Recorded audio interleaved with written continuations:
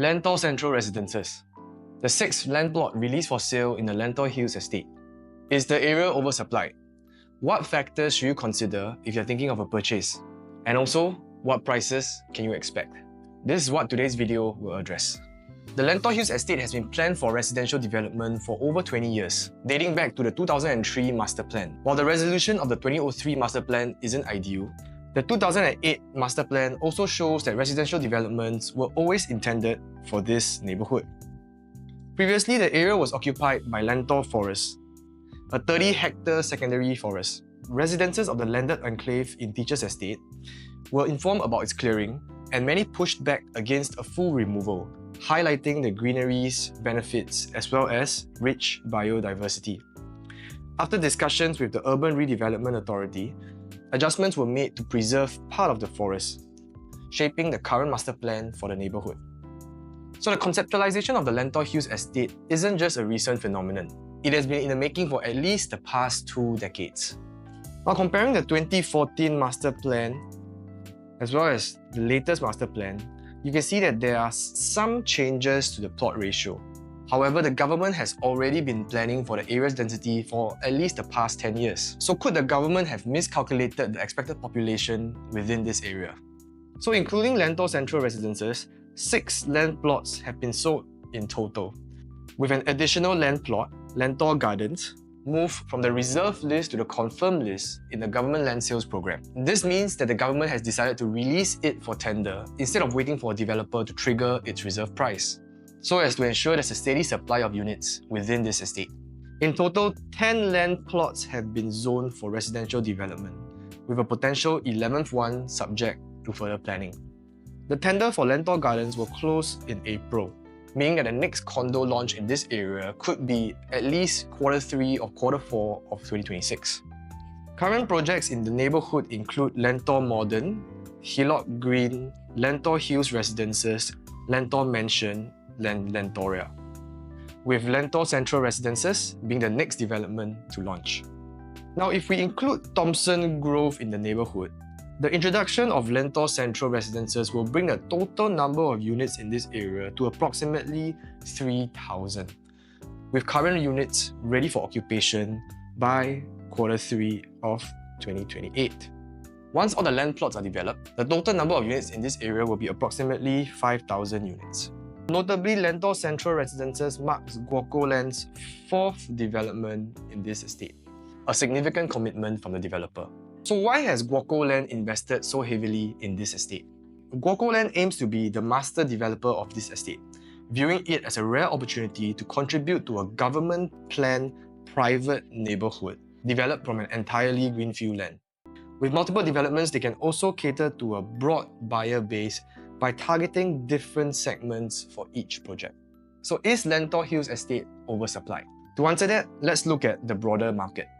Looking at the available units in the core central region, the rest of central region, and the outside central region, and measuring it against the average annual sales between 2013 and 2023 as an indicator of demand, it would take roughly 4.9 years for all the units to be sold in the CCR, 2.1 years to be sold in the RCR, and 1.4 years in the outside central region. So if no new land is released, the available units in the OCR region will sell out within the next 1.4 years. Looking at Lentor's current project, Lentor Modern has been fully sold, while Lentor Hills Residences has 3 units left. The first 2 projects took longer than the OCR's average of 1.4 years to sell, suggesting perhaps a slower take-up rate in the Lentor Hills Estate. However, if not for the injection of the 477 units in Lentor Central Residences, there are only a limited number of units to choose from within the existing developments. To estimate the future buyer pool, I analysed the population and household income data, taking the surrounding neighbourhoods of Yishun and Ang Mo Kio. Now, assuming that we only look at the households who are earning at least $20,000, and further assuming that 5% of these households move to Lentor, this means that there will be a total of 595 households looking for a resale property in the next couple of years within the Lentor Hills Estate. So currently in the market, out of every 4 units, 3 are for own stay and 1 is for investment. So if we assume that all the investment units list to sell upon TOP, this means that there will be 756 units available for sale. So based on these assumptions, there is a higher supply, which means that the shortfall in demand has to come from general population growth or buyers coming from other neighborhoods. So does this mean that you shouldn't buy Lentor Central Residences? Well, it depends on the intention of your purchase. I don't consider Lentor Central Residences a strong choice for investment due to the upcoming supply at TOP.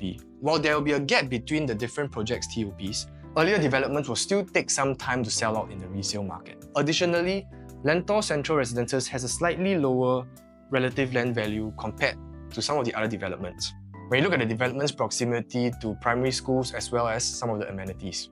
However, if you are still set on buying Lentor Central Residences for an investment, do consider more scarce unit types to mitigate your risk. Now, for those who are purchasing for own stay and have a longer holding period, Lentor Central Residences still offers a new neighborhood which brings new amenities. It's also a private enclave, inclusive of landed properties around you, which makes it a lower density neighborhood to live in. You also have access to the Thomson East Coast Line, which is the newest line, giving you access to Orchard as well as the CBD area. Also, there are not many other choices in the outside central region for new launches this year. Missing this plot would also mean that you'd likely have to wait until Q3 or Q4 of 2026 for Lentor Gardens to be launched. Now let's dive into the development details. Lentor Central Residences has two blocks, blocks 18 and 20, with a childcare centre below the tennis court. The land size is approximately 158,000 square feet, and there are a total of 477 units with 484 parking lots. When we look at the unit mix, there are no 2-bedroom, 1-baths, no 3-bedroom plus studies, no 3-bedroom dual key, and no units bigger than the 4 bedrooms in the development.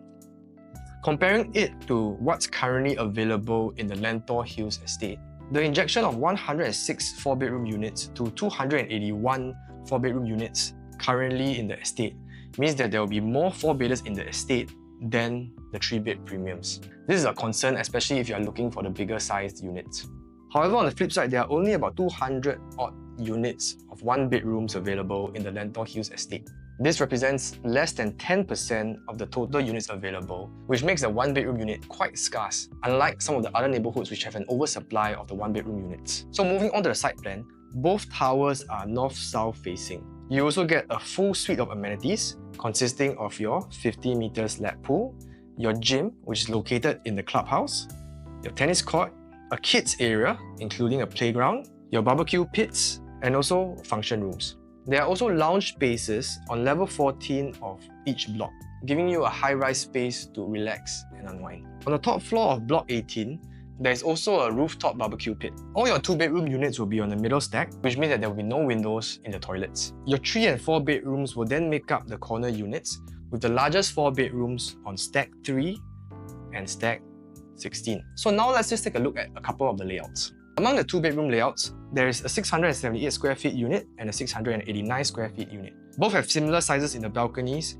common bedrooms, as well as the master bedroom.